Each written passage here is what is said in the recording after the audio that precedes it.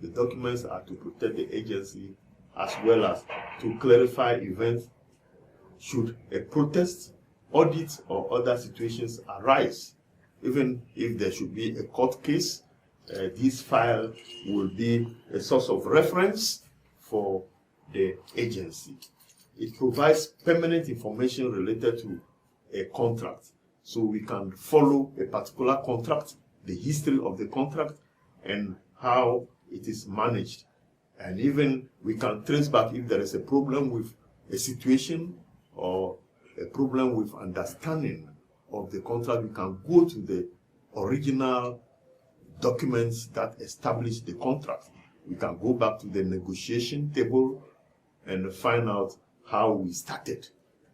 Then if there can be a change, it will be effected. So it provides required documentation on decisions and events related to the contract. So it is really a base for information on each individual contract of the company and to monitor it very effectively. Then the contents of the file, we could consider other sub-files within that contract file. It will be put in different headings, a particular file concerning sale of a particular good or transaction. So the procurement file contains all documentation and information regarding the provider's selected process before the contract is executed. This is open already. And the contract file itself. So we have the procurement file and then we have the contract file. So all information related to the contract from time it is awarded until contract close out, the end of the contract. So the agency contract administrator's original document must be available, and he keeps all this in record. So you must have a copy of all these files because you will need them for further analysis. So I've given some example of how they organize this file concerning your contracts, how to manage them. The file should be neatly made, complete, and organized, because contracts may be a lot within the firm, and the following table is an example of a multi-leaf file folder organized into 6 main sections and the relevant content. So when you look at the sample here, you see that the records are classified, the contract record itself, and what are the contents, so that you can quickly make reference into it. Then authoritative, the original agreements and amendments, single audit act documentation, all like we have. So I'm using this example of another state. Like Florida, we have this very effective, and companies use this method. And the payment history could also be a separate area. The payment history will advise whether a particular company in future must not be engaged because they always default in payment. So this is important to guide the company to recover some of their loss. And the history will help the company to always amend. Payment requests, invoices, derivable schedule, all will be documented also in a particular category. Verification also is in another category. Site visit documentation, whatever we have seen when you go out, maybe you have supplied goods to some companies or some vendors, you have to go out and take a report about how they are doing, their welfare, and whether people are patronizing the goods or not. Then you bring the feedback. So there's an area of verification, a category. Then you can report. or whether the goods are more expensive than others in the market, or there is unfair competition, all will have to be verified. And this needs a separate file. Then correspondence, all correspondence documentations will also have a specific file. Letters, email copies, vendor-related media copies, all will also have a different file organized for quick reference. And this is the way we organize the whole system of contract management, so that you will not be confused or mixed up, or you leave anything out. Everything will be organized so that it will help the company.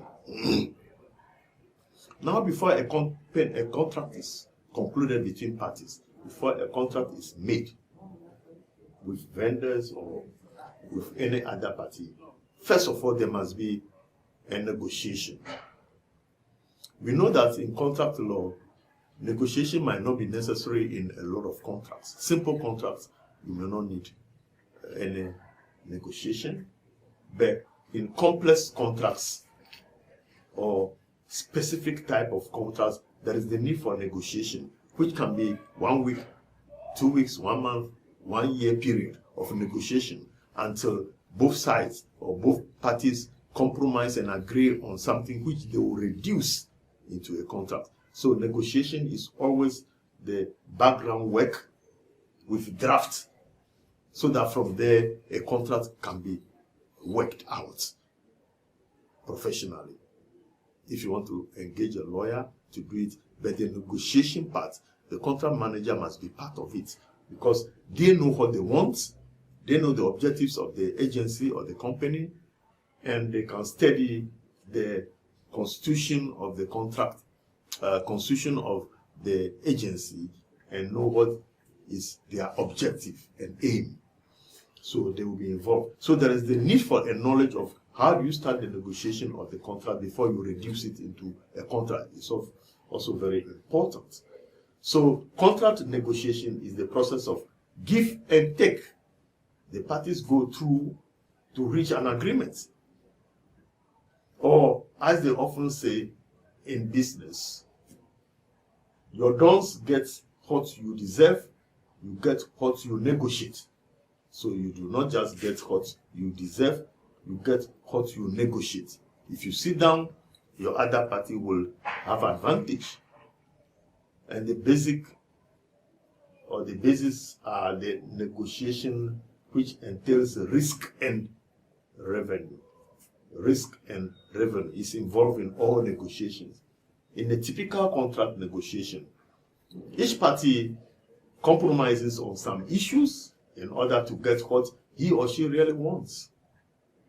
Although there are always a lot of details to work out, most contract negotiations boil down to two essential factors: risk and revenue. You reduce your risk, and then you get maybe something better, or to reduce your risk, then your revenue will also have to be affected. The typical contract negotiation, each party comprises or compromises on some issues in order to get what he or she really wants. So here we're talking about compromise between the parties. Although there are always a lot of details to work out, some contract negotiations boil down to these elements. And I've given an example here to clarify. So you may take or consider a risk when you are negotiating. You may protect your property, or when you are selling a property, you may not think only of the price or the profit you make, but you think about taking a lower price because of consideration of continuity of the business or protecting of your property. So it's not always chasing the profit or the money, but you must also consider durability, sustainability of the company. So you may be selling a product at a lower price for such a contract, a lower price, but the aim is to remain in production for a longer period. So you may reduce it. So it's not always price-induced contract, or because the price is very good, you go into it. No, a price might be low, but other conditions might be more favorable than the price or the high price. So you have to balance the risk and the profit before you enter into such negotiations. So in every negotiation, we have the business side and the legal side. The business side. Often contract negotiations have two distinct stages. Negotiations of the basic business terms, which is followed by the negotiations of the legal terms. So when we talk about the business side, let's look back at some examples we have already, which I asked you to read. And for example, Sam agrees to rent his residential property to another friend, Jane. At the rental home, Jane negotiates for a 1-year lease at maybe 1,500 cedis a month. She agrees to pay first and last month's rent upfront, along with security deposit, and she will move into the house in 1 month. So Sam and Jane, maybe they entered into agreement on such terms and shake hands, and Sam promises to send along a standard lease agreement. So in this case, the cordial relationship and the handshake between the two friends or the two people does not make the agreement enforceable, because some of these are not reduced to any really meaningful agreement yet. And therefore, it is another time that it will be put into a legal agreement. So a week later, Jane obtains the written lease, and it includes all the basic terms, and negotiation at the house was completed. But it also includes several objectionable provisions, including an attorney fee provision and a requirement that she obtains insurance. All this might not be discussed at the negotiation level, but they will be part of the legal side, where real payment will be made for everything they have done. So eventually, Sam agrees to take out the attorney fee provision, and Jane agrees to get insurance. And then once they have concluded this, the lease will be signed and becomes a legal binding document. So we have to first pass through the negotiation stage, then we go to the legal side. Not everything will be reduced into an agreement or document between the two of them. Some remain in just oral discussion. The preparation to enter into negotiation. How do you prepare to enter? You have to identify your objectives for entering into the contract. What are your objectives? Why are you going to the contract? What do you have in hand? You need to have a specific idea of what your desired outcome is. For example, if you want to lengthen the contract period, then you should know exactly how long you would like the contract period to be.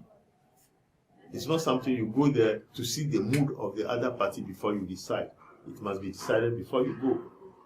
And make a list of the things you want and on what you can compromise. And on what you cannot compromise. So if it is a research contract laws, you have to research contract laws in your area. There may be laws if it is rental, if it's a sale of goods. If it's a high purchase, then you have to look at the high purchase law. If it is sale of goods, then you have to look at the sale of goods law, the act. So you have to make a little research into the related laws in the area.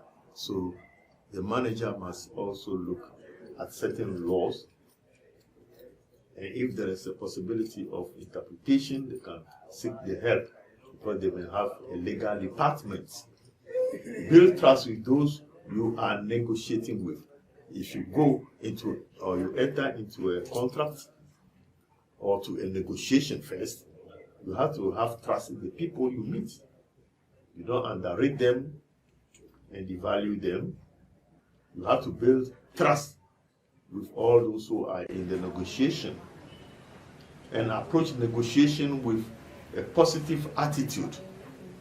Positive attitude.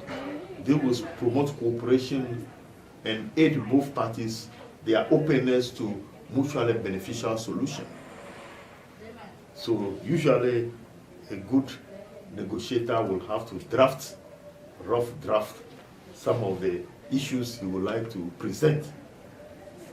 Then we also have strategies in negotiation. There are strategies.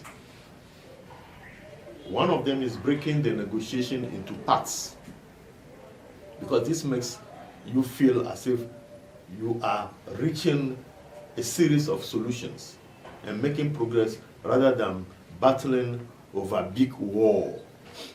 A big war is difficult to fight. This is to avoid situations where parties try to take an I want all or nothing approach. I want all. You cannot have it all on negotiation. You can only compromise. So you have to be prepared for that. And the getting to yes approach, you have different approaches.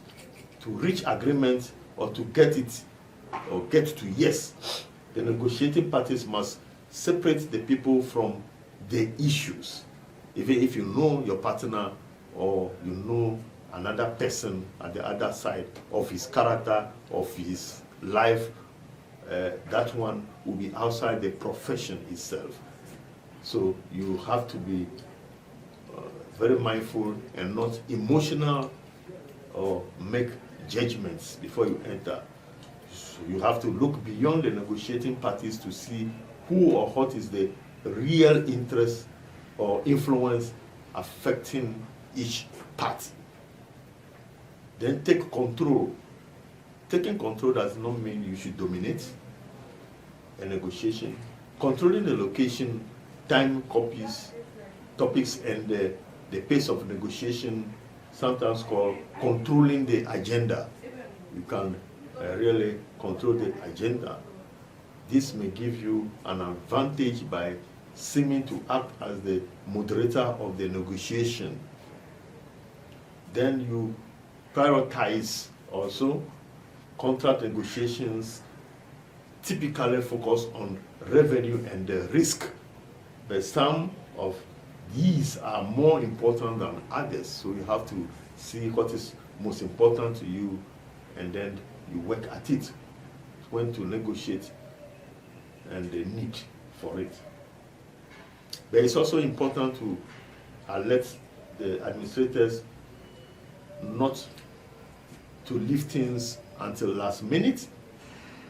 They have to make their own research, use facts and not feelings. I believe, no, not you believe. You know. You make research and you know. You don't make your opponent look stupid in a way. Your opponents must not look stupid or confused, but pay attention to opponents and do not cave in too quickly, even if you get it very cheap, because of future negotiations with the same party. You've been dealing with those people and you have agreements between them, and therefore even if you get through, you don't have to brag or make them look stupid because you have won in the negotiation. Else they may not come back again next time you want a negotiation.